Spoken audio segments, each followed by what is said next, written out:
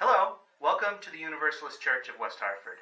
I'm Dan Bouchard, the Director of Lifespan Religious Education, and I'm here with Dr. Tracey Wilson today. She's a member of our Bicentennial History Committee, and she's been working on cataloging some of the artifacts we have around here and doing some research about some of our past leaders, and we wanted to share with you this portrait right here.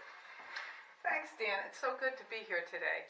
So this is a portrait of a woman named Amy Amanda Ellis, and it's here in our parlor in the church, and I have to say I hadn't ever seen it until I started walking around the church with other members of our committee, and we found this woman who, it says on the plaque under her that she was the superintendent of the infant class from 1871 to 1893. Now, this would have been a time when we were in the church right on Main Street in Hartford, the present site of the Travelers Insurance Company. And so she was the head of our church school for over 22 years. That's super interesting. And one of the things that we've noticed is that we are crammed here in this kind of dark corner of the parlor. And part of the reasons why we were doing some of this research is maybe we should bring her out of the dust and the dark a little bit and learn a little bit more about this history, right? And one of the neatest things is in our going into the archives, we found this, which is her autobiography, which she began to write in 1888.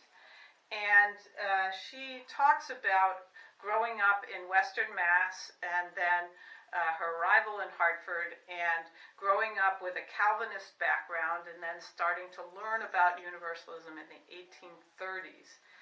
Right now I am transcribing this, so everybody will have a chance to read it soon. And in it there's some photos of her, we have the obituary of her, and then it seems as though it's either her daughter or her granddaughter picked up and wrote about 30 pages of her own biography in the back of it. So we've got a rich primary source here that hopefully we can provide access to more people. So one of the things that we noticed when we were looking through this and through some of the other artifacts is that this portrait was placed here with intention, because it's actually placed alongside, or at least alongside an opposite window of a child's portrait. And let's see if we can get a little closer to that. Now, this boy was named Leonard Ellis Ripley, and he was killed at just 8 years old in 1908. And his name comes up now and again because our baptismal font, which is in the sanctuary, and we use it still for our child dedications, has his name inscribed on it. It was given to the church in his memory. And we've just discovered that this is a family connection. We found out that he is actually a great-grandson of Amy Amanda Ellis. And until Dan and I came in today, we had never made any family connection. We thought these were just two portraits that happened to be on this wall, but now we're imagining in 1931, when the building was built, that someone came and said, these two people need to be on this wall because, in fact, it's great-grandmother and great-grandson. And then we have this baptismal font, which is in the sanctuary, which we wouldn't use as a baptismal font today, but it just raises all sorts of questions, I think. Why a baptismal font when we don't really do baptisms in our church? When would that have changed? And how was someone like Amy Amanda Ellis looked upon as a leader in the church at this time?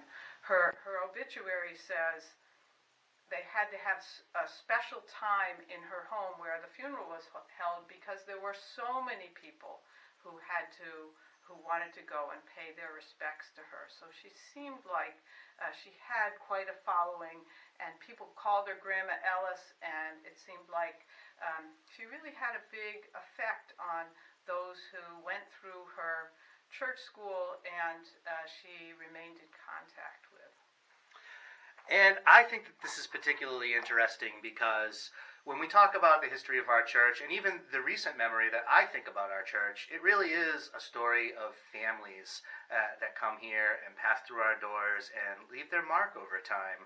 And here's a history that was somewhat lost in the ages, I guess. Yes. It had become forgotten, but now we're able to piece together another chunk of that, and hopefully some things might emerge that we'll learn about their legacy that we didn't know it was their legacy. So stay tuned for more information on that. We're going to dig into some more genealogy here and see what we can find. Thanks, Dan. I look forward to our next filming. Thanks for sharing. Okay.